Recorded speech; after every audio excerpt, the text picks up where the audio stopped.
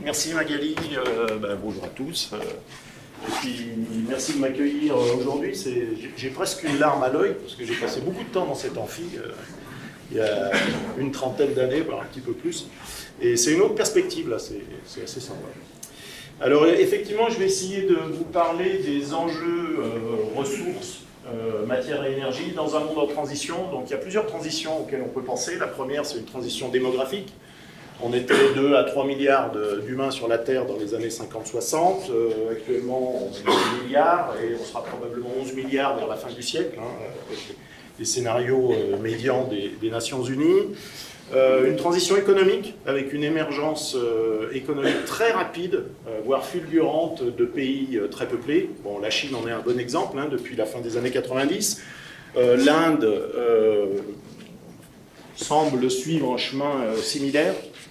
L'Asie du Sud-Est, l'Afrique demain, et puis également une évolution technologique. Alors il y en a deux majeures auxquelles on peut penser. D'une part, une transition énergétique avec une nécessité de construire toute une nouvelle infrastructure qui sera moins émissive en carbone, et également pas seulement de production d'énergie, mais aussi de consommation d'énergie. Donc ça demande beaucoup de matières premières, il faut beaucoup d'énergie pour fabriquer les matières premières, donc là on sent qu'il y a peut-être un point de vigilance à avoir. Et puis, parmi les autres transitions technologiques, la transition numérique, bien sûr, qui elle aussi est très fortement consommatrice de métaux assez particuliers, dont je ne parlerai pas trop dans cet exposé, et puis consommateur d'énergie aussi, pour faire fonctionner cette infrastructure. Alors, cette thématique ressources, à la fois énergétiques et matières premières, ça fait écho quand même à une actualité assez récente, avec une envolée des prix là, depuis quelques mois, qui a été au début interprétée comme une reprise économique un peu vigoureuse après l'épisode Covid. Et puis, bien sûr, aussi le conflit en Ukraine et les mesures qui ont été prises après. Mais on peut quand même s'interroger sur est-ce qu'il n'y a pas un signal long terme derrière cette situation conjecturelle, un signal plus long terme qui serait une difficulté d'approvisionnement un peu plus systémique, à la fois de ressources fossiles, de ressources énergétiques et de ressources minérales. Alors pour discuter de tout ça, ma contribution personnelle, c'est de bâtir des modèles dynamiques qui font un lien entre ces dimensions un peu on va dire, économique macroscopique, par exemple l'évolution du PIB, une dimension démographique, donc nombre de personnes aussi, mais aussi degré d'urbanisation d'un pays, ce genre de choses. Et puis le développement d'une infrastructure au cours du temps, donc l'infrastructure de transport, l'infrastructure productive, l'infrastructure des bâtiments, etc. Et une fois qu'on a cette infrastructure qui évolue, on peut discuter de la quantité de matières premières dont on a besoin pour la bâtir, et puis d'énergie dont on a besoin pour produire ces matières premières, et puis ensuite pour activer l'infrastructure. Voilà, donc c'est ce genre de choses dont je vais essayer de vous parler un petit peu dans cet exposé. J'ai une quarantaine de slides à peu près, donc je prends peut-être pour 3/4 d'heure. Vous n'hésitez pas à m'interrompre si jamais vous avez des questions, ça peut être interactif ces histoires-là. Bon, pour démarrer, des choses que vous connaissez tous, mais c'est quand même pas mal de les rappeler. Donc vous avez l'évolution de la population mondiale, à gauche, l'évolution du PIB, donc on va dire, pour simplifier, du niveau de richesse au niveau mondial. Et quand on a une évolution à la fois du nombre de gens et les gens deviennent plus riches, on a une augmentation de la consommation d'énergie. Là, c'est de l'énergie primaire à gauche, et consommation également de matières premières. Donc là, j'ai représenté quelques métaux. Et vous voyez que la courbe bleue supérieure, là, donc c'est la consommation d'aluminium. On a doublé notre consommation d'aluminium au niveau mondial depuis le début du siècle. Donc ça veut dire qu'on est sur des taux de croissance de l'ordre de 5% par an. Et la question, évidemment, c'est combien de temps on va continuer sur cette trajectoire? Est-ce que c'est une fatalité, d'abord, d'être systématiquement à la hausse? Et si c'est une fatalité, est-ce qu'on peut continuer sur ce rythme-là pendant des années? Alors on sent bien évidemment qu'il y a des connexions entre tous ces trucs-là, et c'est ça dont j'aimerais un petit peu discuter. Juste pour fixer les ordres de grandeur, sur la slide précédente, on avait des pétajoules et des choses comme ça parle peut-être pas. Actuellement, on consomme à peu près 100 millions de barils de pétrole par jour, un petit peu moins. 100 millions de barils de pétrole. Un baril de pétrole, ça fait 50 cm de diamètre et 80 cm de haut. Si vous alignez tous ces barils de pétrole produits en un jour, vous faites une fois le tour de la Terre. Si vous les empilez, vous comblez la distance Terre-Lune en 5 jours. Donc c'est peut-être plus parlant. Alors si vous ramenez ça maintenant au nombre d'habitants, ça fait à peu près 1,5 litre de pétrole par humain. Et réfléchissez à combien de pétrole vous consommez et essayez de calculer si vous êtes au-dessus ou en dessous de la moyenne. Voilà, donc clairement on a une industrie qui est gavée, enfin pas une industrie, on a un mode de vie, même si on fait la moyenne au niveau mondial, qui est gavé par le pétrole, avec bien sûr des conséquences qu'on connaît tous, une augmentation des émissions de CO2, une augmentation, pas seulement de CO2 d'ailleurs, de tous les gaz à effet de serre, augmentation de la température surfacique, acidification des océans, etc. La production de matières premières ici n'est pas négligeable, puisque l'énergie utilisée pour produire le ciment, l'acier, l'aluminium et le cuivre, uniquement au niveau mondial, consomme 35% de la consommation industrielle d'énergie. Ça veut dire que on a 30% de l'énergie totale au niveau mondial qui est utilisée par l'industrie, et il y a 35% de cette énergie qui est utilisée pour fabriquer les matières premières. Et ça, c'est responsable de 50% des émissions de CO2 de l'industrie encore actuellement. Alors tout ça, bon, c'est une introduction qui est un peu stressante peut-être.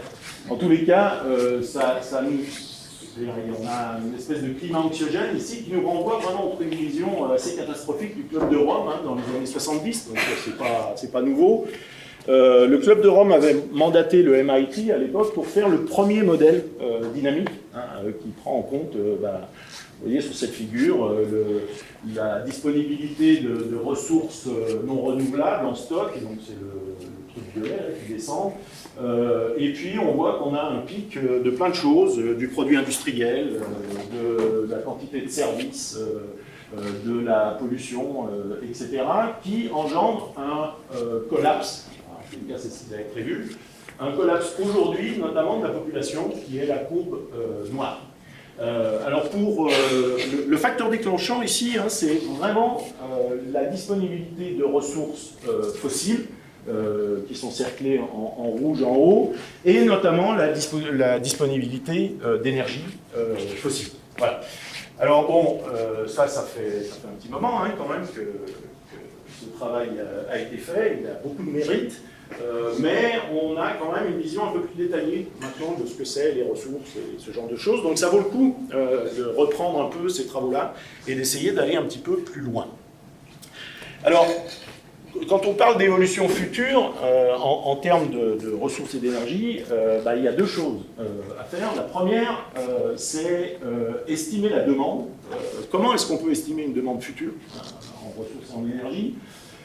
Et puis après, de mettre en regard de cette demande des capacités de production pour les matières premières, à la fois une production primaire, et puis de matières recyclées, notamment pour les métaux. Alors il faut faire ça pour tous les métaux, il faut prendre en compte la substitution possible entre les métaux, il faut prendre en compte l'amélioration technologique, éventuellement des nouvelles technologies qui arrivent. Il faut faire ça par pays, et il faut faire ça dans un système dynamique où tout change. Une voiture, il y a 30 ans, ça consommait peut-être 10 litres au 100, actuellement on est à 5 litres au 100, donc il faut prendre tout ça en compte. Dans un monde en croissance, en transition, mondialisé, avec des forts contrastes entre les pays, et puis des échanges surtout très importants entre les pays. Donc ce n'est pas un problème qui est complètement trivial, et on ne peut pas se contenter de calculs en point de table. Donc je vais commencer par la demande, et puis après je passerai par la production. Alors la demande, si on regarde au premier ordre, pour les matières premières, je vais y arriver, ou pas. Voilà. Si on regarde l'évolution de la consommation de cuivre, d'aluminium et d'acier ici, donc c'est une consommation en kilos par habitant en fonction du PIB par habitant. Et si on regarde l'évolution de pays actuellement développés, comme les États-Unis, Japon, les différentes ici, eh ben, on a, si vous regardez le cuivre et l'aluminium, des évolutions qui sont assez comparables avec une première étape durant l'émergence économique où on est quasiment exponentiel, et puis ensuite on atteint rapidement un point d'affection, et puis finalement un seuil de saturation quand on passe au-dessus d'environ 25 000 $ de PIB par habitant. Donc c'est des courbes logistiques avec une asymptote ici où on commence à saturer à un certain moment donné. Dans le cas de l'acier, c'est à peu près la même chose. On a même visiblement une diminution de la quantité d'acier utilisée par habitant pour des niveaux de PIB par habitant de l'ordre de 25 000 $ par habitant. Alors pourquoi? En fait c'est très simple, c'est parce que l'infrastructure, le nombre de voitures, le nombre de locomotives, de bateaux, d'avions, le nombre de mètres carrés construits, tout ça suit aussi des évolutions logistiques. Vous voyez ici pour quelques régions, on a découpé le monde en une quinzaine de régions, et puis aussi deux pays, la France et les États-Unis. Si vous regardez la première figure à gauche, c'est l'évolution du nombre de voitures par habitant en fonction du PIB par habitant, vous retrouvez ces évolutions logistiques. Et pourquoi? Parce que quand tout le monde est équipé, c'est pas la peine d'avoir 50 voitures dans son garage, puisqu'on peut en conduire qu'une à la fois. Donc la première étape, c'est on équipe les gens, on diffuse les technos, et puis après on atteint ce seuil de saturation. Alors évidemment, il y a des variations dans le détail, notamment en fonction du degré d'urbanisation. À Paris, le nombre de voitures par habitant moyen est égal à 0,3. À la campagne, en France, c'est plutôt 0,7, 0,8. Donc il faut prendre en compte ces choses-là. Mais au premier ordre, on va dire que l'infrastructure suit une évolution logistique. Si on regarde les observables historiques depuis les années 50 jusqu'à aujourd'hui, et si on se projette dans le futur en gardant ces évolutions tendancielles, eh ben, on va être capable de calculer le nombre de voitures, de bateaux et compagnie au cours du temps. Alors je vous donne un exemple ici pour la France. Vous avez l'évolution de la population et du PIB par habitant. En bleu, c'est les observables, en rouge, c'est notre modèle. Si vous avez ces évolutions de population et de PIB par habitant, vous pouvez calculer le nombre de bagnoles, je répète, d'avions, de bâtiments. Alors ici, les locomotives baissent pour la simple et bonne raison qu'on remplace des locomotives, des TER, typiquement, par des TGV. Et donc, ce n'est pas tout à fait une substitution de 1 pour 1, ce qui fait qu'on a beaucoup plus de gens qui se déplacent en TGV qu'en TER, et donc on baisse le nombre de locomotives. Voilà. Une fois que vous avez cette infrastructure, vous pouvez calculer l'énergie qu'il faut pour faire fonctionner cette infrastructure. Et ce qu'on prévoit, c'est que dans le futur, en France, on va avoir une baisse de la consommation sans même faire de transition énergétique, simplement par amélioration technologique. On est sur un niveau de saturation, donc on a le même nombre de bagnoles, mais on améliore l'efficacité des voitures au cours du temps. Donc si on n'a pas d'effet de rebond, on a une diminution de la quantité d'énergie utilisée. Et puis après, vous pouvez calculer à partir de là les impacts environnementaux. J'en ai mis deux ici, les courbes vertes et rouges. Donc c'est les quantités de gaz à effet de serre en équivalent CO2 en vert, et puis en rouge, c'est le CO2 tout seul. Et vous voyez qu'on arrive bien à fitter quand même les observations historiques. Et puis une fois que vous avez ça, vous pouvez recalculer la contribution française, par exemple, au réchauffement global, qui est ici calculée en 2060 à 0,03 degrés, ce qui peut sembler ridiculement faible, mais enfin, vu qu'on représente 1% de la population, en fait, on est sur les tendances à 3 ou 4 degrés. Voilà. Donc ça, c'est l'idée générale. Ça va? Vous n'êtes pas perdu? Vous criez sinon? Et donc on peut faire ça, alors oui, bon je l'ai déjà dit, mais ce que j'ai cerclé ici, c'est que vous voyez que c'est important quand même de bien comprendre ça, c'est que l'amélioration de l'efficacité énergétique permet de diminuer les consommations pour un niveau de saturation, quand on est au niveau de saturation. Alors si on fait ça par grande région au monde ou par pays, et qu'on regarde la même chose pour les matières premières maintenant. Donc, je vous montre ici l'évolution de la consommation en cuivre pour différents pays ou régions. À gauche, vous avez des régions développées, riches. À droite, vous avez des régions en voie de développement. Et on a deux topologies qui sont très différentes. Dans les régions développées, eh ben, le point jaune, c'est la date actuelle, c'est 2020. On a eu une très forte augmentation de la consommation de cuivre. Alors les couleurs, c'est les secteurs de consommation classique. En bleu, c'est tout ce qui est building, résidentiel et commercial. En rouge, c'est la production d'énergie. En vert, c'est le transport, et puis en gris et noir, c'est les d'autres applications que je ne détaille pas. Et ce qu'on voit, c'est qu'on a d'abord une très forte augmentation de la consommation, et puis après, on atteint ce seuil de saturation. À l'inverse, dans les pays en voie de développement, évidemment, on est pile poil en période de croissance, et notamment en Chine, la croissance va perdurer, enfin, nous, c'est ce qu'on calcule, jusque dans les années, on va dire, 2040 à peu près, avant d'avoir une diminution et de venir sur ce plateau qui correspond à un steady state, où on a besoin de métal uniquement pour renouveler l'infrastructure et la maintenir en place. Bon, évidemment, si on regarde au niveau mondial, c'est l'addition de tout ça qui va nous donner l'évolution globale. Et l'évolution globale, vous l'avez à droite, parce qu'on a des pays actuellement qui se développent très vite et qui rejoignent nos niveaux de PIB par habitant, eh bien, on a une évolution à la hausse qui devrait continuer jusqu'à la fin du siècle. Tout ça va dépendre de la vitesse à laquelle l'économie de ces pays évolue. Alors, ce qu'on voit pour les matières premières, on le voit aussi pour l'énergie. Je montre ici sur ce graphique, donc vous n'arrivez certainement pas à lire, mais c'est la quantité d'énergie utilisée par habitant en fonction du PIB par habitant. Donc c'est un diagramme log-log, mais grosso modo, on a une pente qui est assez constante ici d'environ 1,2, un peu moins dans les pays en voie de développement. Donc il y a un lien très fort entre la quantité d'énergie utilisée, la quantité de matières premières utilisées et le niveau de PIB par habitant. Alors, bon, ça, c'est des évolutions, je répète, qui sont tendancielles, qui sont calées sur une évolution historique. Mais vous allez me dire, il n'y a pas de raison, a priori, pourquoi dans le futur, on va suivre ces évolutions tendancielles. Et justement, on veut faire l'inverse. On veut s'écarter des évolutions tendancielles pour diminuer nos émissions de CO2. Vous avez sur la figure émissions de CO2 à droite, la flèche rouge, c'est la trajectoire qui est prévue par la SNBC. Et vous voyez qu'on devrait diminuer plus SNBC, Stratégie Nationale Bas Carbone, on devrait avoir une trajectoire qui diminue plus rapidement que l'évolution tendancielle. Alors comment on peut faire ça ? Eh bien, on peut faire ça justement en changeant de techno et en électrifiant massivement la société.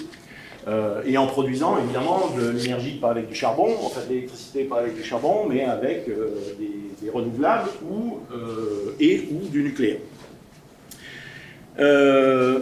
Et là, on est obligé de rajouter à ces évolutions tendancielles finalement de prendre en compte vraiment l'évolution technologique, qui est décrite notamment dans la transition énergétique au niveau mondial à travers les accords de Paris, qui prévoit d'incorporer au moins 30% de renouvelables dans la deuxième moitié du siècle et d'atteindre la neutralité carbone entre 2050 et 2100. Et ça implique deux choses. La première, c'est de remplacer en une quarantaine d'années, un peu moins maintenant, toute l'infrastructure de production d'énergie, de distribution, de stockage et d'utilisation de cette énergie, puisque tout notre système actuel est basé sur les énergies fossiles. Donc il faut remplacer ça par autre chose. Et si on le remplace par des renouvelables, on a deux difficultés. La première, c'est qu'on doit... Les renouvelables, c'est une énergie de flux. Vous avez un flux solaire qui arrive, vous avez du vent, tout ça, c'est un flux. Alors que les énergies fossiles, c'est un stock sur lequel vous pouvez compter. C'est un flux intermittent. Hein, on sait bien, la nuit, on ne produit pas d'électricité avec des panneaux photovoltaïques. L'autre difficulté, c'est que c'est un flux dilué. Il y a beaucoup d'énergie qui vient du soleil, hein, sur la Terre, ça c'est très clair. Mais par contre, pour récupérer cette énergie diluée, la transformer en une énergie utilisable, eh ben, on est obligé de bâtir de grosses infrastructures. En voilà un exemple, ça c'est une éolienne offshore de 6 MW de puissance, qui fait 150 mètres de haut, qui contient 1500 tonnes d'acier, un aimant permanent avec à peu près 500 kg de néodyme. C'est un gros truc, hein, cette éolienne. Si on regarde la quantité d'acier, puisque je l'ai indiqué ici, hein, et donc on regarde la quantité d'acier en tonnes par mégawatt de puissance, ça nous fait à peu près 250 tonnes par mégawatt, ce qui est largement supérieur aux mêmes intensités d'acier dans les centrales qui utilisent des combustibles fossiles ou nucléaires. Et donc on en vient à la conclusion que si on fait cette transition, obligatoirement, on va consommer plus d'acier. Donc là, c'est en puissance, mais si vous passez maintenant en énergie, l'intensité matière première, donc maintenant en tonnes par mégawattheure, de ces technologies utilisant des énergies renouvelables est, on va dire, entre 5 et 10 fois celle des technos utilisant des combustibles fossiles. Voilà. Tout ça change au cours du temps. Je ne suis pas en train de dire que tout est figé dans le marbre. Hein. On a une amélioration des efficacités, les technologies ne sont pas forcément matures, etc. Et ça va dans le bon sens. Mais encore à l'heure actuelle, on s'attend à avoir une surconsommation de matières premières. Alors je prends juste un exemple ici, enfin une illustration ici. Vous avez deux scénarios ici qui ont été publiés par l'IEA, donc l'Agence internationale de l'énergie, il y a quelques années, en 2017. À gauche, c'est une évolution tendancielle, mais qui respecte les accords de Paris. Vous voyez qu'il y a 30% de renouvelables dans la production d'électricité. On garde des énergies fossiles, et puis on a le nucléaire qui augmente un petit peu. À droite, c'est un scénario qui est plus ambitieux, qui prévoit la même quantité d'électricité produite en 2050, par contre avec une très forte incorporation de renouvelables aux dépens des fossiles. Et en dessous, vous avez les quantités cumulées de cuivre, d'acier et d'aluminium à produire pour respecter ces évolutions. Alors attention, ce n'est pas les mêmes échelles. Hein. Sur la gauche, c'est pour ça que les trois courbes sont très proches l'une de l'autre. L'idée générale, en fait, c'est que quand on regarde les résultats, on s'aperçoit qu'il faut 2 fois plus de métaux pour respecter un scénario de transition énergétique ambitieuse que dans une évolution tendancielle, mais qui respecte encore les accords de Paris. Voilà. Alors, si on regarde le cuivre, la quantité totale qu'on doit produire dans le premier cas correspond à 2 années de production mondiale actuelle. Ça veut dire qu'il faut réserver 2 années de production mondiale sur les 40 ans ici, juste pour fabriquer notre infrastructure uniquement de production d'électricité. Et dans le deuxième cas, c'est 4 années de production, donc on est à 10% de la quantité totale utilisée, sachant qu'il y a plein d'autres applications pour le cuivre que la production d'électricité. Je peux prendre un autre exemple, parce qu'il faut regarder toute la chaîne de l'énergie. Hein. Là, j'ai parlé de la production d'électricité, mais on va jusqu'aux utilisations. Donc, si on prend l'exemple des batteries des véhicules électriques, donc, dans les 2 scénarios à gauche, il n'y a quasiment pas de véhicules électriques, c'est le paquet en gris. Là. À droite, par contre, on a une très forte incorporation de véhicules électriques, hein, c'est à nouveau le point gris. Et je regarde, par exemple, le cobalt dans les batteries. Et ce que je vois, c'est que dans le premier cas, dans le scénario RTS, j'ai une très forte augmentation de la quantité de cobalt utilisée. Dans le deuxième cas, dans le scénario B2DS, qui veut dire Beyond 2 degrees, là, c'est pas seulement très fort, c'est absolument monstrueux. C'est la courbe verte, donc on monte très très haut en quantité de cobalt utilisée et on dépasse le niveau de réserve de cobalt qui a été estimé par l'USGS en 2020.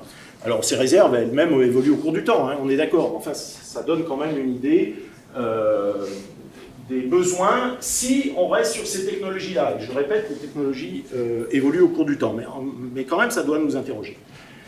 Alors ces stocks-là que je calcule, c'est le stock, c'est la quantité de cobalt qu'il y a dans les batteries. Mais ça ne me donne pas la quantité de cobalt qu'il faut que je produise chaque année. Hein. Et un des points durs, ce n'est pas seulement les stocks, mais c'est aussi les flux, c'est-à-dire la vitesse à laquelle on doit produire et la vitesse à laquelle ça augmente. Alors comment on passe de ces stocks qu'on peut estimer avec un fichier Excel à des flux? Là, on est obligé de rentrer quand même dans un aspect un peu plus dynamique. Ce que je montre ici, c'est très schématique, hein, mais c'est à peu près la manière dont fonctionnent les modèles. Vous voyez que les boîtes, c'est des stocks, et les pipes, bien sûr, c'est des flux. Vous voyez que vous avez un stock qui s'appelle infrastructure. Donc ça, c'est ce que j'ai calculé avant. Hein, c'est la quantité de cobalt qui est immobilisée dans mon parc de bagnoles et qui évolue au cours du temps. Comme on bâtit une nouvelle infrastructure, c'est-à-dire la quantité de batterie augmente au cours du temps, on ne peut pas s'appuyer sur le recyclage, bien sûr, puisqu'il n'y a rien à recycler. Donc on va être obligé d'utiliser du métal primaire, qui vient de la mine qui est complètement à gauche. Donc on a un flux de métal primaire. L'infrastructure, elle n'a pas une durée de vie éternelle, donc il va falloir la remplacer. Bon, dans le cas des batteries, on va dire tous les 15 ans. Donc les batteries fonctionnelles rejoignent un stock de batteries en fin de vie. Hein, c'est les waste. Et ça, on peut le recycler. Donc on va recycler, on rentre dans la boucle vertueuse là, du recyclage qui revient dans l'infrastructure. Sauf qu'on ne recycle jamais à 100%. Donc ça veut dire qu'à chaque boucle de recyclage, vous avez de la perte. On a de la matière qui sort du système, et c'est ce qui est marqué ici sous forme de lost metal. Dans le cas du cobalt, je ne me souviens plus exactement du taux de recyclage, mais on va dire si c'est 30%, ça doit être à peu près ça, ça veut dire qu'à chaque boucle de recyclage, vous perdez 70% de la matière. Et il va falloir remplacer cette matière par une arrivée de flux de production primaire. Donc clairement, si on regarde que les stocks, on oublie toutes ces pertes-là, et qui peuvent être énormes, hein, puisque quand on a un taux de recyclage de 50%, déjà c'est pas mal. Et 50%, ça veut dire qu'à chaque boucle de recyclage, vous avez 50% de perte. Donc ce que vous comprenez bien ici, c'est que pour être efficace, le taux de recyclage vrai doit augmenter, le taux de collecte des produits doit augmenter, et la durée de vie doit augmenter. Si on réduit tout ça, le recyclage devient assez inefficace. Voilà. Alors, je reprends cette figure, hein, je vous avais montré avant, dans le cas du cobalt, ça c'est l'évolution des stocks. Maintenant, je peux vous montrer, en prenant en compte ces pertes de recyclage, la quantité totale à produire, hein, la quantité intégrée, voilà, on est encore beaucoup plus haut. Donc, quand on fait des projections, il faut faire un petit peu attention. Et il ne faut pas dire que ça c'est la réalité, c'est-à-dire que c'est ce qui va se passer. Je répète, les technos évoluent au cours du temps. On sait faire des batteries lithium actuellement, des batteries lithium-ion, sans électrodes de cobalt. Tout ça c'est purement indicatif. On peut prendre le cas de la France. Alors la France, vous voyez, hein, en gros la population, le PIB par habitant, le nombre d'automobiles en bleu, là c'est la figure au milieu. Et puis en dessous, là, le diagramme en stack, là, où vous avez thermique et électrique, la figure donc, de gauche, complètement à droite en bas, c'est le stock de type de véhicules dans le parc automobile français.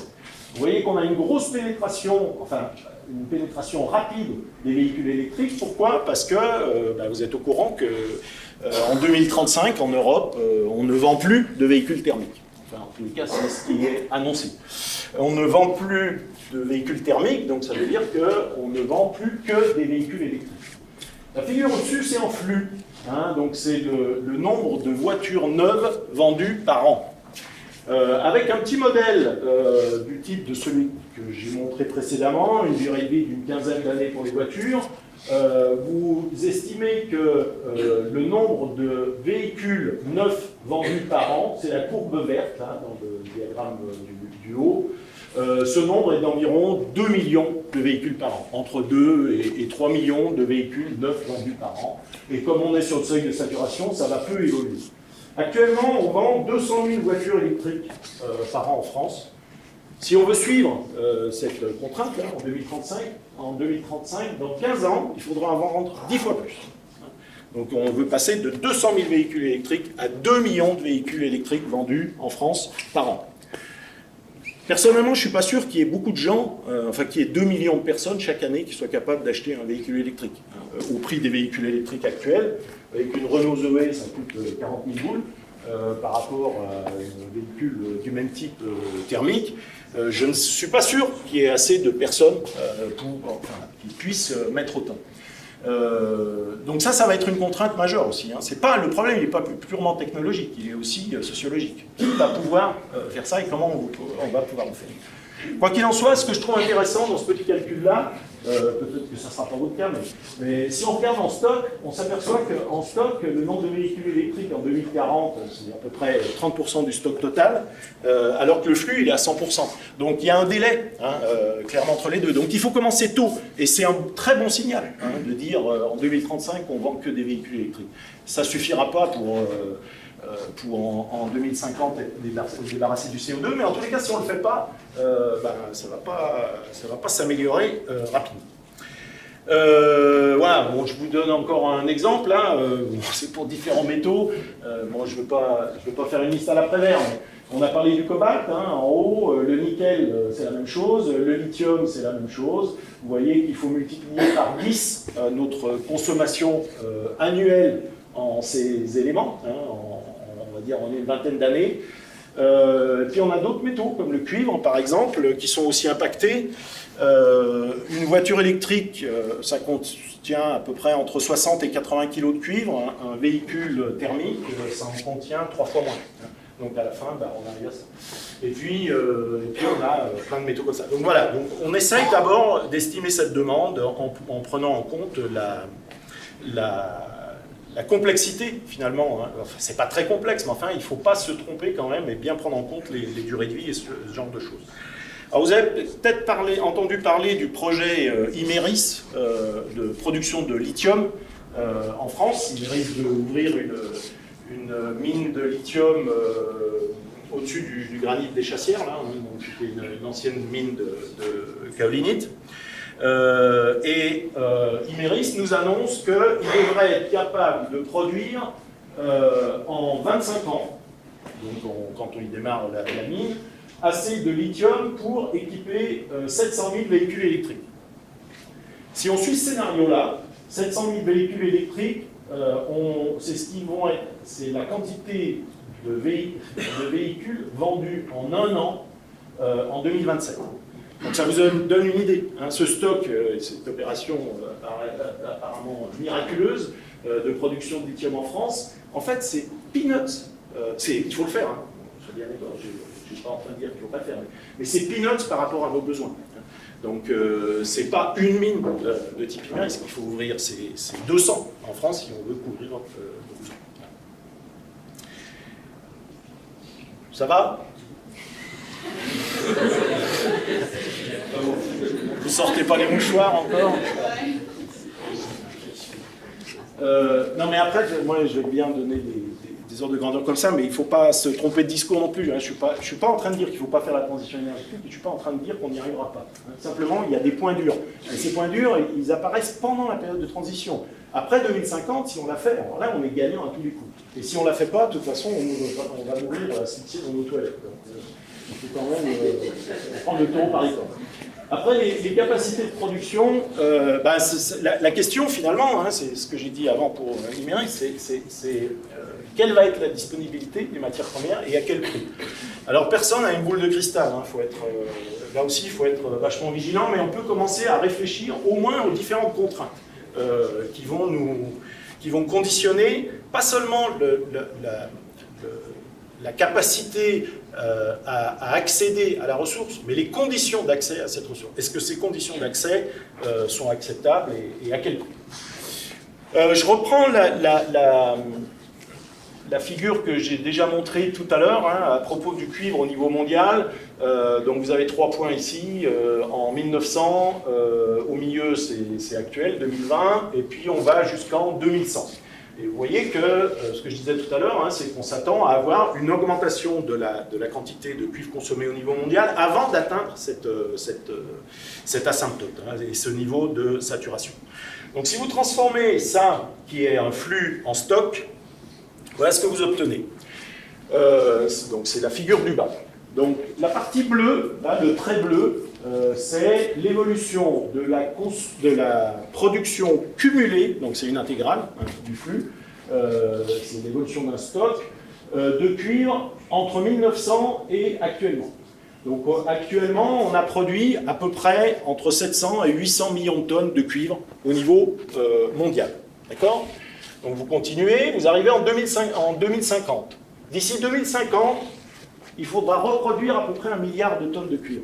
Ça veut dire que pour les 30 prochaines années, il faudra produire autant de cuivre qu'on en a consommé depuis les pyramides de Toutankhamon et compagnie, depuis l'Antiquité.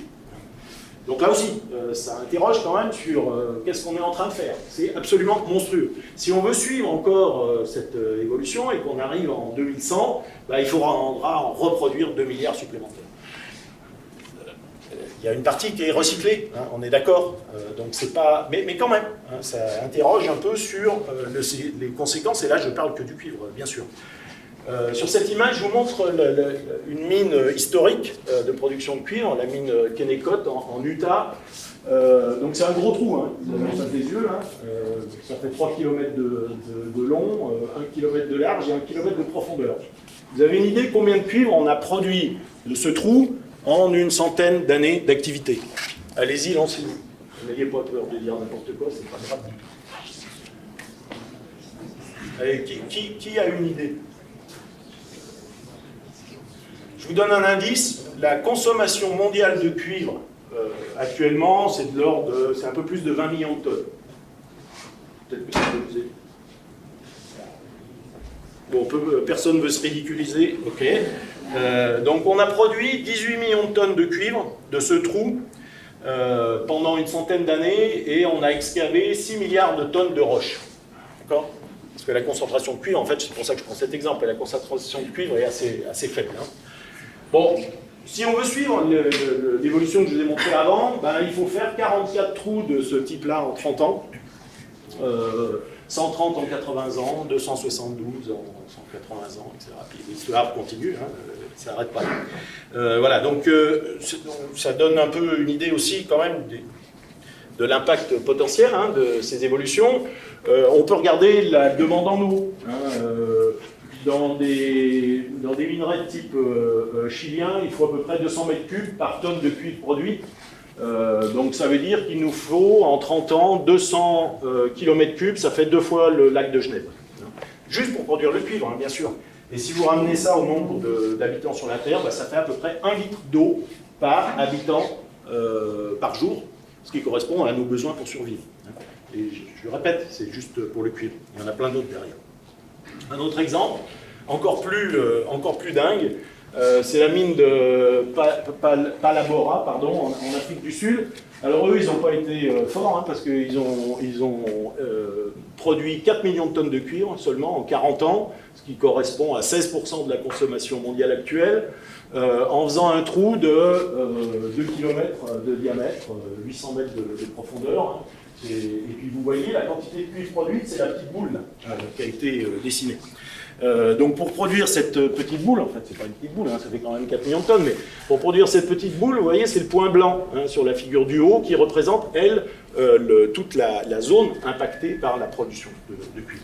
Voilà, bon, donc tout ça pour dire que l'activité minière, c'est pas du gâteau. Jusqu'à présent, on a produit l'équivalent d'un cube de 6 km de côté en déchets miniers. Hein. Voilà. Et on en rajoute, donc ça fait à peu près 300 km3, hein, un peu moins, 217, et on en rajoute chaque année 12 km3. Et je répète, les tendances sont aussi. Donc à mon avis, ça n'engage que moi, mais à mon avis, ça, c'est le premier impact. Enfin, c'est la première limite, les impacts environnementaux. Parce que les impacts environnementaux se traduisent ensuite par une résonance sociale. Et notamment, ce qu'il faut bien comprendre, c'est que les métaux sont utilisés un peu partout. Par contre, ils sont produits à un endroit évidemment bien particulier, donc on a une localisation de tous les impacts. Et si vous tapez sur Google impact environnementaux domaine minier, vous aurez plein de réponses. J'en ai sélectionné ici quelques-unes, dont deux qui me semblent vraiment importantes. Le Salvador, c'est en haut, le Salvador a banni de son territoire l'activité minière. Et c'est inscrit dans la loi, hein, suite à des pollutions majeures, des eaux superficielles et puis des conflits d'usage avec l'agriculture, etc. L'Australie, alors gros pays producteur de ressources fossiles, bien sûr, l'Australie, un mineur, un charbonnier voulait étendre son exploitation et il a été débouté dans le jugement, hein, dans un tribunal, avec comme argument que son activité n'était pas compatible avec une volonté de diminution de nos émissions de CO2. Donc si ça devient un argument légal, législatif, utilisé dans une cour de justice, ça peut faire jurisprudence, on peut imaginer plein de choses. Donc voilà, je pense que ce lien entre impact environnementaux et réaction sociale, et puis après politique, c'est la première limite. La deuxième limite, évidemment, vous l'avez tous en tête, hein, mais c'est les peak oil, les pics matières premières, où on a plein de gens qui pensent que tout va se casser la gueule. Pour des raisons diverses et variées. Je montre ici les résultats de mon collègue australien, là, North Fatal, pour le cuivre, à nouveau, qui envisage un pic de production aujourd'hui, et puis après, on meurt tous. On collapse. Voilà. Alors, et puis vous avez, par comparaison, évidemment, la courbe de demande. Alors, ils ont des arguments, c'est pas complètement des truffes, hein. Enfin, ils sont connus, c'est des bons géologues, et ils ne racontent pas complètement n'importe quoi, mais quand même, ça vaut le coup de se poser la question, pourquoi est-ce qu'on envisage une rupture d'approvisionnement, c'est-à-dire d'accès à la ressource. Alors que, si on regarde les données historiques, là, ça c'est l'évolution des réserves de cuivre depuis 1900 jusqu'à aujourd'hui, ces réserves n'ont jamais cessé d'augmenter au cours du temps. On n'a jamais eu autant de réserves de cuivre que maintenant. À peu près à 800 millions de tonnes actuellement, alors qu'en 1900, on connaissait 25 millions de tonnes de cuivre de réserve, l'équivalent d'une année de consommation actuelle. Voilà. Alors pourquoi ça continue à augmenter? Pour une raison assez simple finalement, c'est que la qualité des gisements exploités diminue au cours du temps. En 1900, on extrayait du cuivre de roches qui en contenaient à peu près 4%. Ces gisements, il y en a peut-être encore quelques-uns, je ne suis pas sûr, en tous les cas, la majorité a été déjà exploitée. Donc on remplace ces gisements très concentrés par des gisements moins concentrés.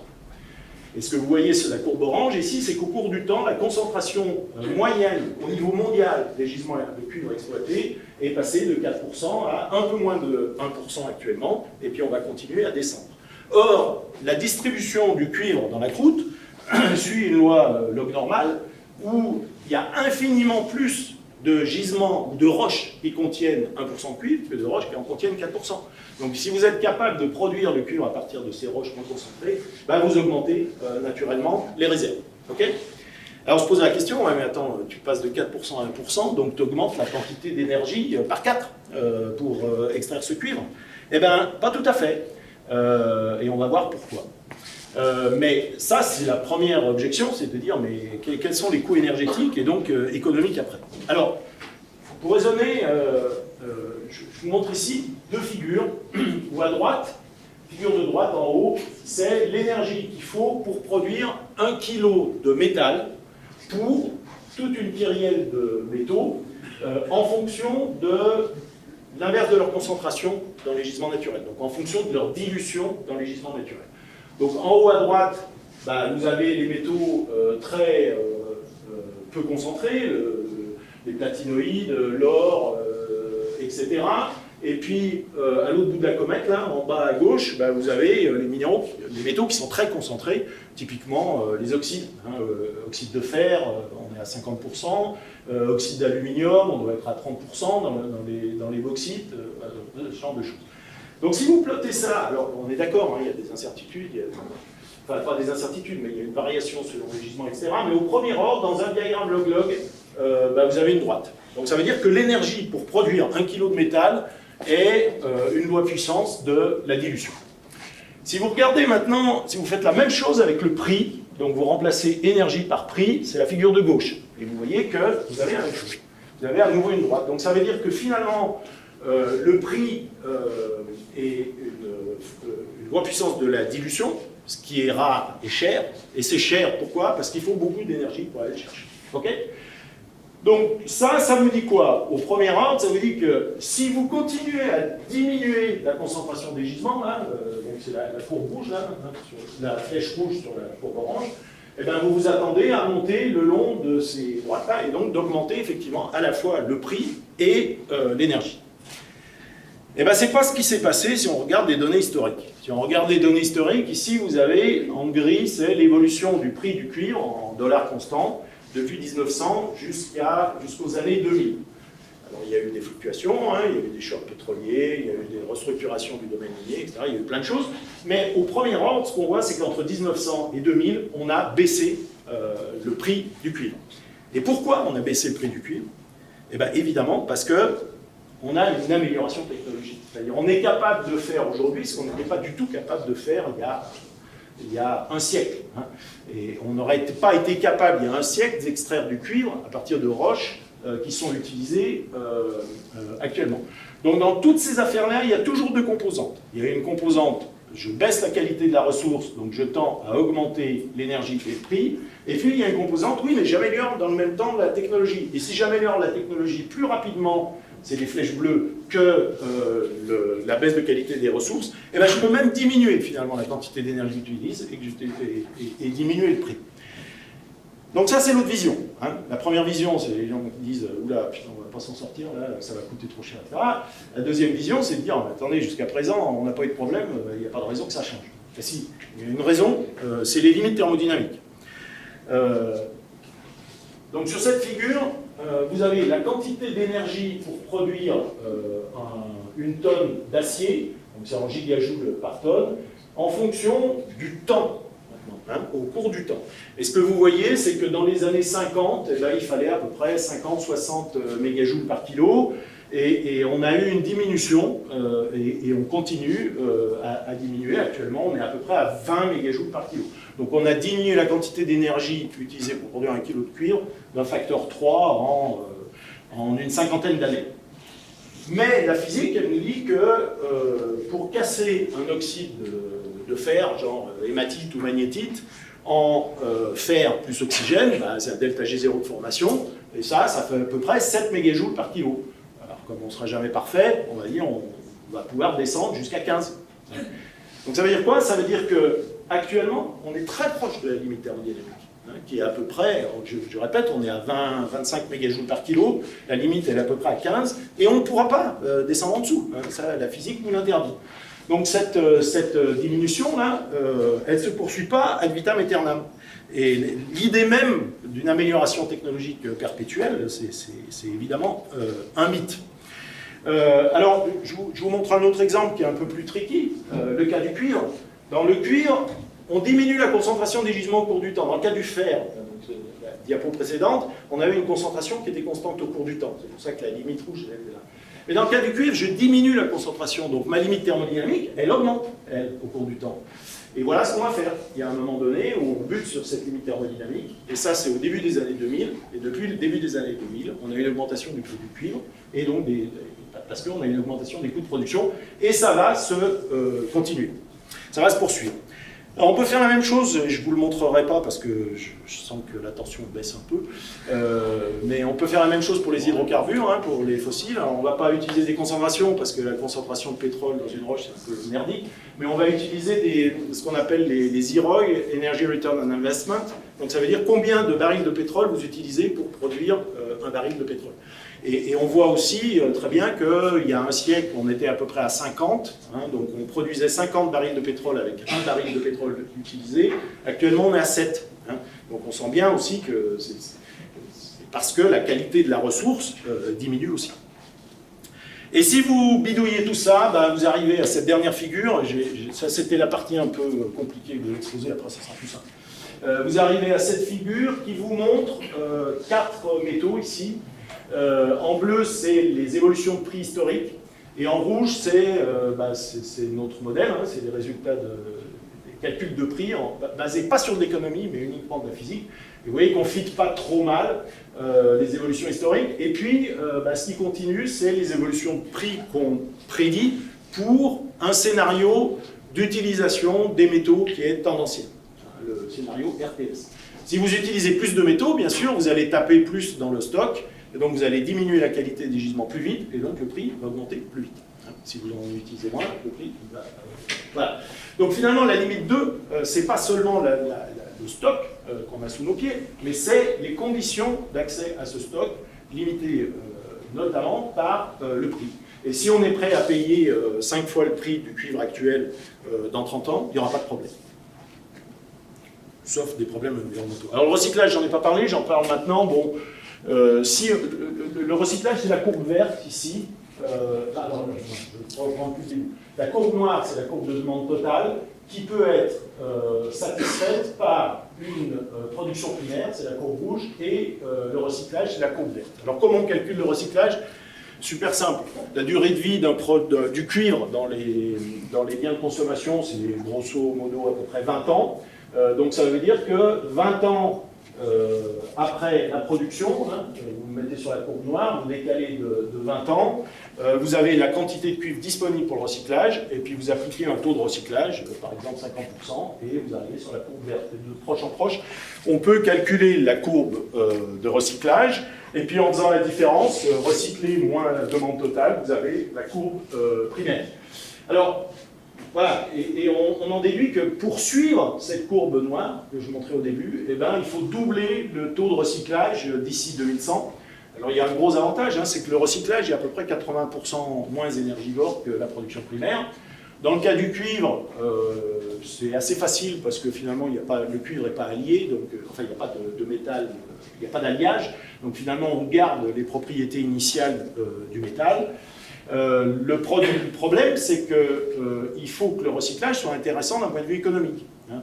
Il faut que le coût du recyclage soit compétitif. Et ce n'est pas toujours le cas. Donc il y a une illustration qui est assez emblématique, c'est Solvay en 2000, je vais dire des bêtises, 2011, je crois,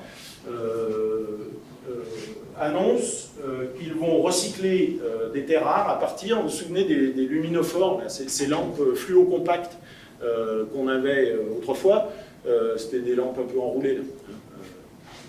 Et donc ils contenaient des terres rares. Donc ils bâtissent 2 usines à La Rochelle et puis je ne sais plus où, de recyclage. 2 ans après, ou 3 ans après, en 2014, ils disent « Ah ben on arrête le recyclage », pour 2 raisons. 2016. Donc ils ont commencé en 2014 et ils arrêtent en 2016 pour 2 raisons. Bah, d'abord parce que quand ils ont bâti ces usines, le prix des terres rares était super haut, parce qu'il y avait eu une embrouille entre les Chinois et les Japonais. Je ne vais pas sur les détails, mais on avait un prix qui était très très fort. Ce prix a diminué parce que c'était une évolution conjoncturelle. Le deuxième problème, c'est qu'on est passé des lampes fluo-compactes au LED. Et donc, il n'y avait plus rien à recycler. Donc là aussi, il faut se méfier parce que le recyclage, c'est pas aussi simple que ça, c'est un problème de flux. Et c'est aussi, c'est pas un problème de stock. Le stock, c'est un problème, le primaire, c'est un problème de stock parce que vous avez un stock de métal sous vos pieds. Le recyclage, c'est un problème de flux parce que vous êtes dépendant d'un flux de matière à recycler qui arrive et donc c'est source d'incertitude et de risque. Alors, je terminerai là-dessus, quasiment, hein, j'ai presque fini. Donc le recyclage, c'est aussi une limite potentielle, parce qu'on a dit précédemment qu'il faut du recyclage si on veut suivre les courbes tendancielles. La proportion de métal recyclé, elle dépend, donc, ce que je disais, hein, de quantité de matière à recycler qu'on peut récupérer, mais elle dépend aussi du niveau de PIB des pays. Typiquement, la Chine, elle n'a rien à recycler, puisqu'il y a 30 ans, il n'y avait quasiment pas d'infrastructure. Donc je vous montre ici l'évolution du recyclage d'acier en Chine, pour une durée de vie de l'acier d'environ 50 ans. C'est la courbe verte. Donc c'est toujours pareil, hein, la courbe noire, c'est la demande totale. En gris, vous avez les données historiques, vous voyez qu'on fit les données historiques. qui est satisfaite par du primaire et du recyclage. Et donc les Chinois, ils ne peuvent s'appuyer que sur le primaire puisqu'ils n'ont rien à recycler. La situation est complètement différente en Europe. En Europe, vous voyez qu'on est sur notre seuil de saturation et on a une quantité d'acier potentiellement recyclable qui peut couvrir 80% de nos besoins. C'est pour ça qu'on, je vous souvenez, dans la première slide que je vous montrais, on avait un flux qui diminue. Donc, la Chine, elle est obligée de s'appuyer uniquement sur une production de métal primaire, et si elle ne l'a pas localement, elle va le chercher ailleurs. Donc, si ça regarde de l'Afrique, vous avez en couleur tous les pays où la Chine a des droits sur des activités minières concernant les minéraux ou les hydrocarbures, enfin, les ressources énergétiques fossiles. Et vous voyez, quasiment toute l'Afrique est couverte par des patchs de couleurs. Les échanges commerciaux sur ces matières premières entre l'Afrique et la Chine, en 2013, c'était à peu près 200 milliards, oui, c'est ça, 200 milliards de dollars. 100 milliards de dollars, c'est pas rien, et je pense que ça a bien augmenté depuis. Et puis, l'activité de la Chine, elle ne se limite pas à l'Afrique, elle est dans plein de pays au niveau mondial, y compris en Europe. Donc la Chine a une position néocolonialiste, notamment en Afrique, acceptée, bien sûr, parce qu'en retour, elle bâtit des infrastructures et des choses comme ça. Enfin, bon, il faut prendre en compte ces choses-là si on veut raisonner sur les ressources. Et évidemment, ça, c'est une dimension géopolitique qui est très importante, mais qu'on a beaucoup de mal à modéliser, vous le comprenez bien.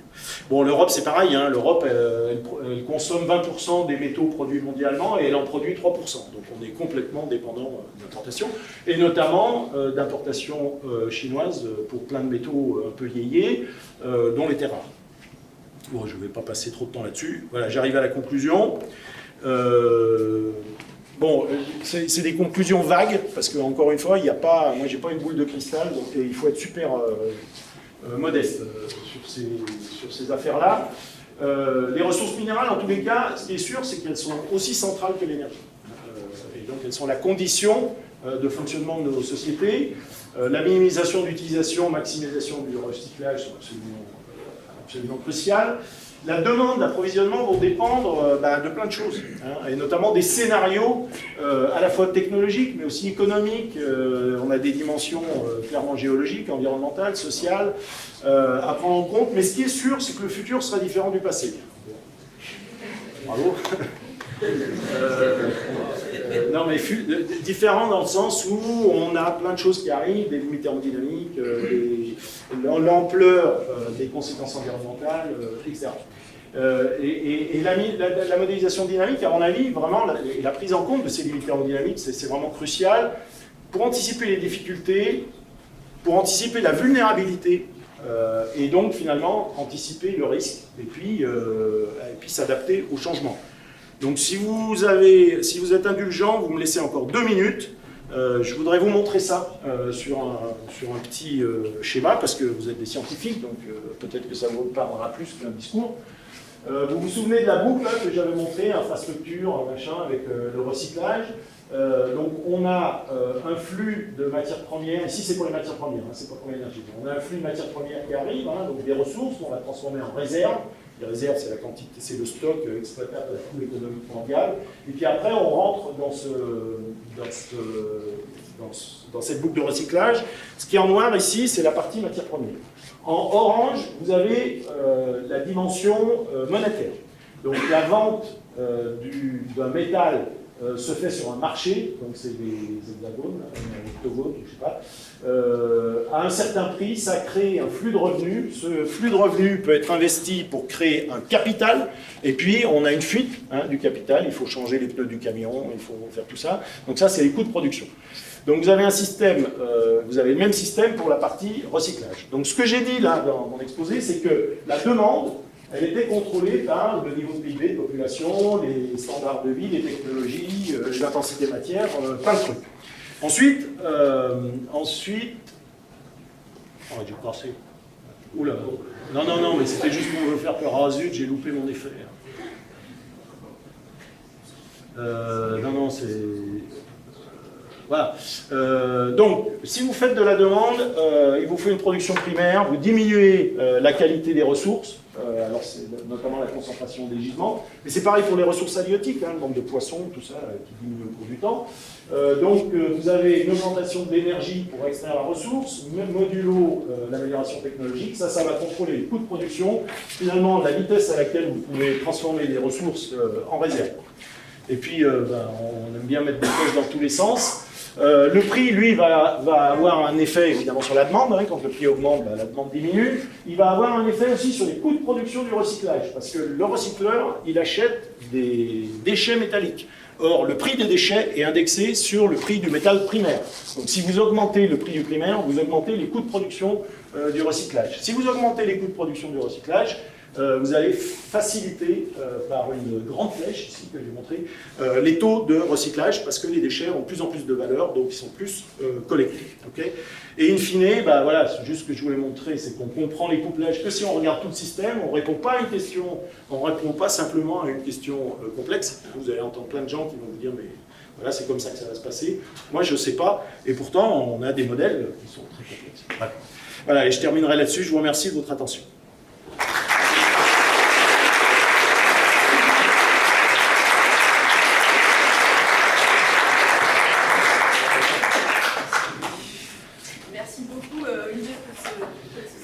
Extrêmement clair et intéressant et assez frustrant.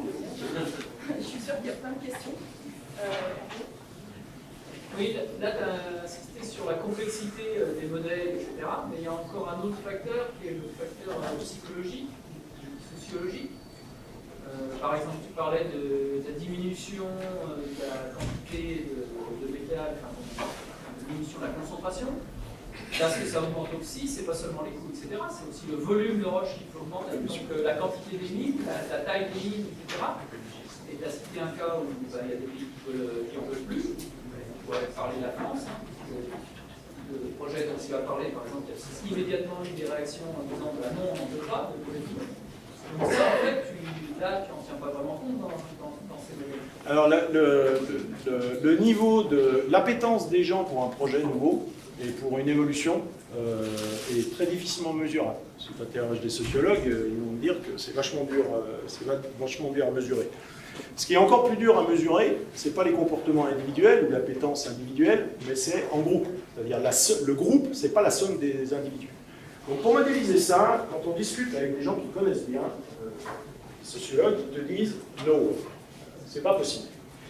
Donc, l'approche qu'on prend là actuellement, c'est de décliner ces modèles sous forme de jeux sérieux, où tu vas mettre autour de la table un politique national, un politique régional, une entreprise, des groupes citoyens, etc. Tu fais tourner le modèle, tu arrives à un point dur, vous consommez trop de flotte ici, il y a trop d'éoliennes là, les gens commencent à barrer la rue, etc. Donc vous avez un problème, vous le résolvez. Et donc, c'est là où intervient ce que tu as appelé psychologique, c'est-à-dire le mécanisme de décision. Et les gens ont une durée limitée. Ensuite, ils prennent une décision, ils n'arriveront quasiment jamais à avoir un compromis s'ils ont des intérêts très divergents, donc il y en a un qui prend une décision, par exemple le politique national. Et les autres acteurs ont une possibilité, ils ont des manettes pour réagir par rapport à la décision qui a été prise. Tout ça se traduit par une reparamétrisation du modèle. Et on continue avec une fonction objective qui était au départ, je vais diminuer mes émissions de CO2 de 80%, et puis en fait tu t'aperçois qu'il y a un point dur, donc tu abandonnes cette fonction objective, tu reparamétrises le modèle, et tu vas prendre une évolution divergente. Voilà. Et puis à la fin du run, tu peux même envisager que tu te sois complètement écarté de l'objectif de départ. Alors ça c'est possible à faire, on est en train de travailler là-dessus, mais évidemment il ne faut pas montrer aux gens le modèle, parce que le décideur politique, il a des flèches dans tous les sens et des équations différentielles, ça ne lui parle pas. Et lui ce qu'il va regarder, c'est des indicateurs agrégés à un moment donné. Par exemple, les gens ont du mal à se déplacer dans une région, par exemple, on a trop d'eau, on a une sécheresse, par exemple, je sais pas. Il y a plein d'indicateurs de ce type-là qui le font réagir, qui pour lui sont des problèmes qu'il doit résoudre. Et il prend la décision par rapport à ces indicateurs qui, s'ils passent une certaine limite qu'on a fixée au départ, deviennent un problème. Donc là, on arrête la modélisation, on leur dit, vous prenez vous décidez. Voilà, donc c'est comme ça qu'on travaille avec des psychologues qui, eux, sont spécialistes de l'apprentissage et de la prise de décision. Donc tu as mentionné les psychologues, c'est vrai que c'est important. Il y a ces gens-là, avec des sociologues et puis avec des gens aussi des jeux. Il y a toute une communauté de scientifiques qui travaillent sur les jeux sérieux. Et c'est la seule façon dont je pense on peut intégrer une dimension sociale et prise de décision dans un modèle actuel. En tout cas, c'est une super méthodologie et je crois que c'est absolument ce qu'il faut faire. Mais le progrès technologique, bon, la technologie constante, c'est que tout le monde va s'acheter une voiture électrique. On m'aurait dit il y a 20 ans qu'on allait acheter un téléphone portable à 26 ans, on n'aurait pas cru non plus. Oui, tout à fait. Mais voilà, donc est-ce qu'on pourrait justement mobiliser le progrès technologique? Alors nous, la seule... Justement, entre le thermodynamique et l'historique. Oui, non, mais je comprends bien. Pourquoi c'est paramétrisé, même s'il y a des incertitudes sur plein des parquets, si tu veux, la difficulté, c'est pas de modéliser l'amélioration incrémentale, bien sûr. L'amélioration incrémentale, ça c'est à peu près 1% par an. Vous pouvez garder ça en tête. Vous prenez toutes les technos, les bagnoles, les avions, tout ça, on est entre 1 et 1,5% par an d'amélioration technologique. Ce qui est dur, c'est vraiment l'amélioration de rupture, quoi. C'est-à-dire les nouvelles technologies et tous les breakthroughs. Là, ben, ouais, on peut faire de la veille, hein, bien sûr, c'est-à-dire aller interroger nos copains qui bossent sur les technologies du futur, mais on n'est jamais bien sûr. Donc on peut l'introduire, c'est pas un problème, et on peut faire des hypothèses, bien sûr. Et ça, c'est de la scénarisation. Donc en fait, dans ce que je vous ai montré, moi, j'utilise pas vraiment de scénario. Enfin, je peux lire des scénarios existants, mais ces scénarios existants, eux-mêmes, sont construits avec un modèle. C'est un peu délicat parce que les modèles utilisés pour bâtir les scénarios, s'ils ne sont pas cohérents avec les nôtres, finalement, ça n'a pas de sens. Alors on peut le mettre dedans. On peut mettre de 1%. Ouais. À l'exponentielle actuelle parce que c'est quand même plus robust. Ah ben ça c'est ce qu'on fait. Non mais ça c'est ce qu'on fait. Nous on a des taux d'amélioration technologique qui sont basés sur des évolutions historiques, hein, et on voit à combien on est. C'est pour ça que je dis on est à peu près entre 1 et 1,5% par an, ça dépend des pays, ça dépend des machins. Voilà.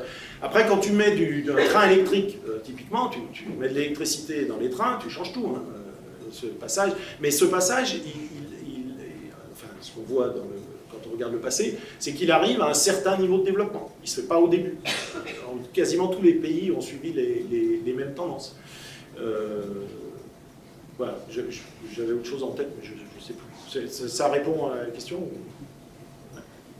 Si, un autre exemple, c'est, tu parlais des téléphones portables, c'est vachement intéressant parce qu'un téléphone portable, c'est un téléphone, mais c'est aussi un caméscope, c'est un appareil photo, c'est un GPS, et tu te souviens, il y a 20 ou 30 ans, on avait des valises comme ça, hein, pour les VHS et les machins. Donc ça veut dire, si tu regardes ça, tu te dis, bah, on a fait vachement d'économie de matières premières, puisqu'on a réuni tout ça dans un...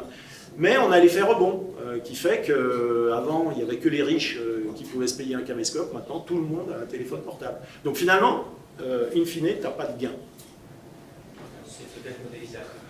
C'est modélisable. Ah oui, tout à fait. Mais c'est dans le modèle, ça. Ça, c'est dans le modèle. Oui.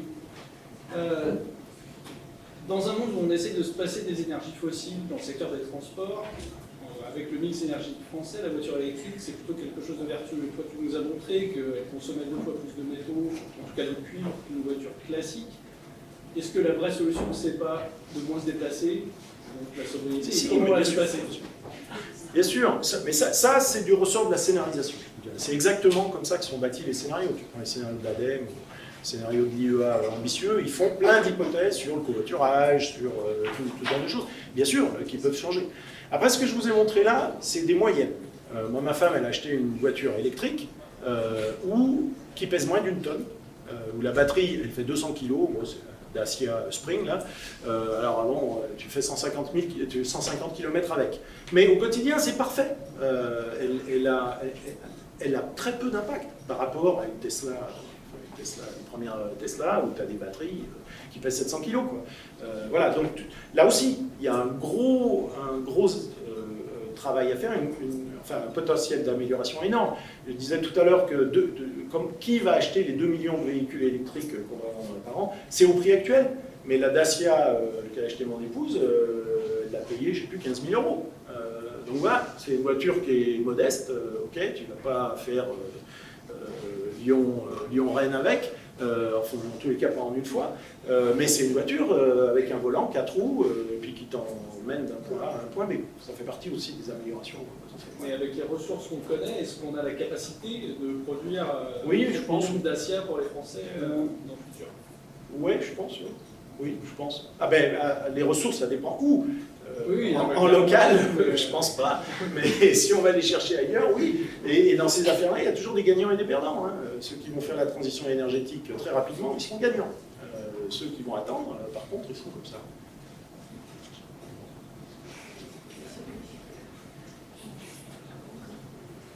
Il y a quelque chose qui me paraît aussi difficile à modéliser, c'est le risque.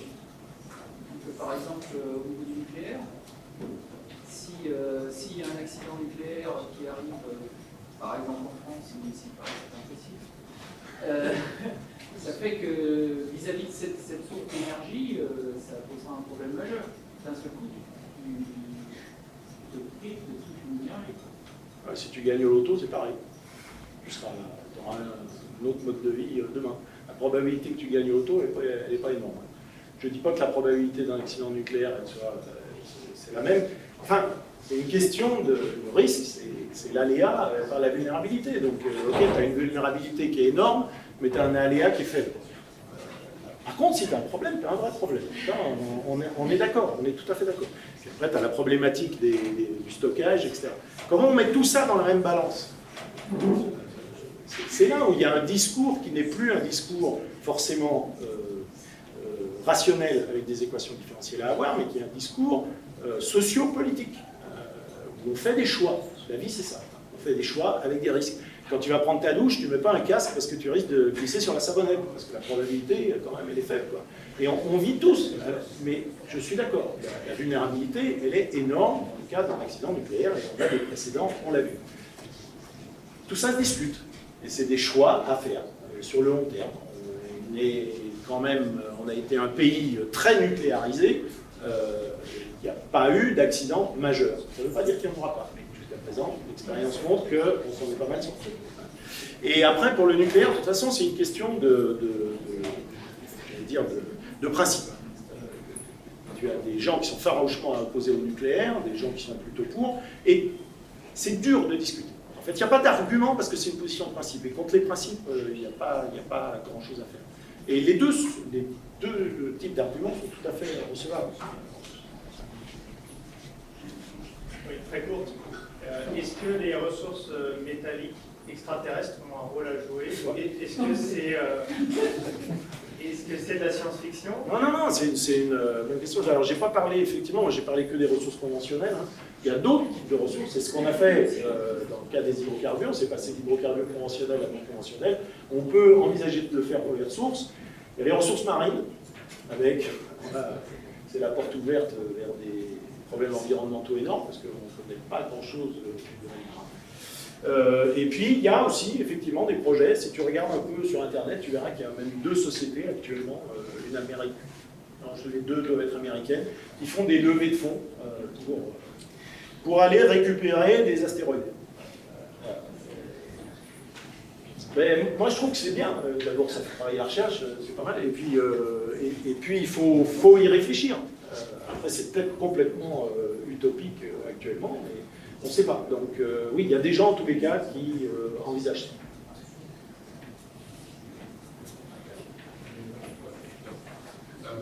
L'impact environnemental, quand même, pour extraire toutes ces terres rares, on fait quoi? On ferme les yeux dessus ou...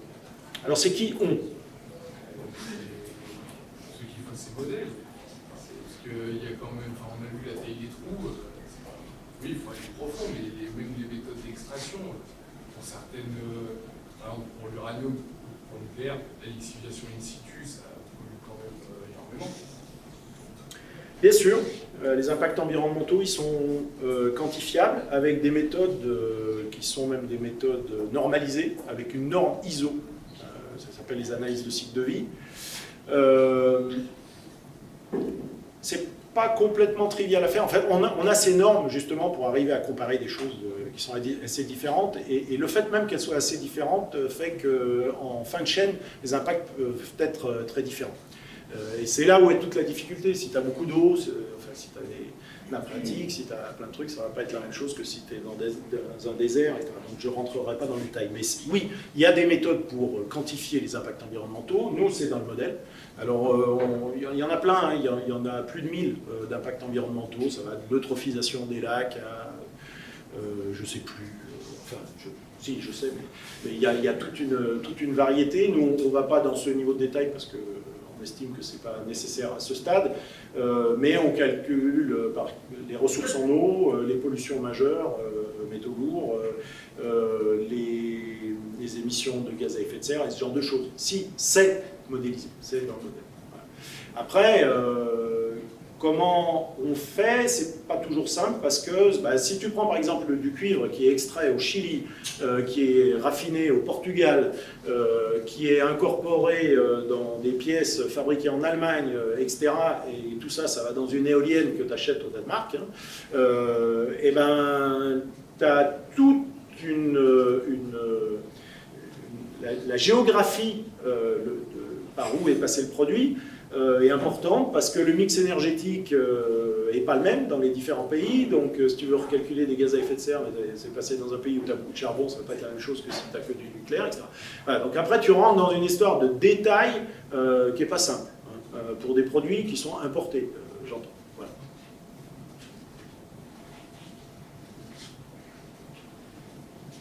Question ? On va libérer Olivier. Merci encore beaucoup à tous. Merci à vous.